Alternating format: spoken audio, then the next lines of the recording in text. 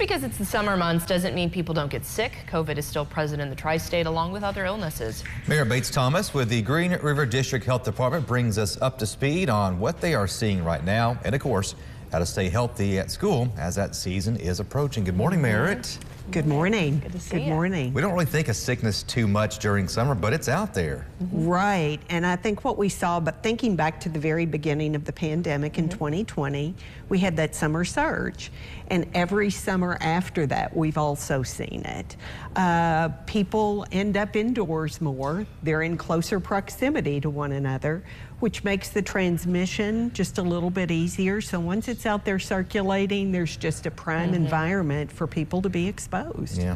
What are you seeing in your area in Western Kentucky right now? There are some reported cases. I think what has shifted and changed is that as COVID has become more endemic, that it's not considered a reportable disease. You know, we know the cold circulate, flu circulates. Now we're at a stage where COVID is also circulating, and while it's being studied and we give it names and it has different variant numbers assigned to it, it's not considered reportable to the degree that it once was. Gotcha. And this new one, excuse me, that's out, MB181, I mean, they're calling that razor blade flu or something like that. Right, and one of the things I've appreciated in my time working as PIO and learning more about COVID and other topics is that really the razor blade piece, because other symptoms tend to be milder as we've progressed through the transmission of different variants of COVID. So that makes the throat response a little more pronounced. And another piece of it too is that they're saying that it's the immune response. That inflammation is the body's fighting that area in the throat that's being affected. It has more to do with the way that our body's fighting it than actually the virus itself. Wow. Okay. Yeah. So as we're getting ready to start school here for several counties in Kentucky, Indiana, and Illinois here in a few weeks, what are you recommending to get people back in that routine to stay healthy, stay safe, adults and kids? Right, so, you know, we haven't really deviated much from that general guidance. And I think sometimes we just have to hit the replay button and remind ourselves.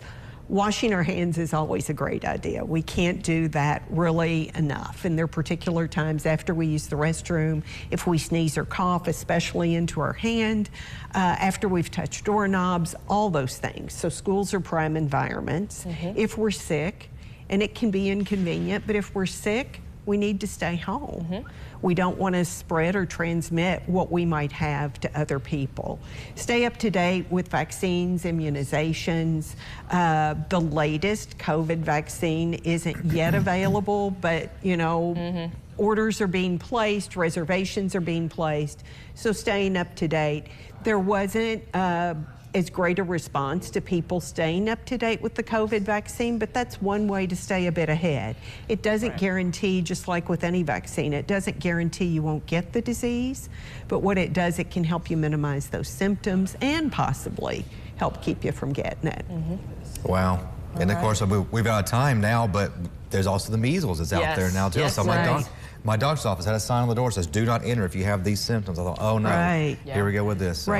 Oh, and I failed to mention too, if you feel better in crowded places, wear a mask. If you're at greater risk to be immunocompromised because of the disease, then wear a mask. All right. Thanks, Merritt. Thanks, Merritt. Thank you.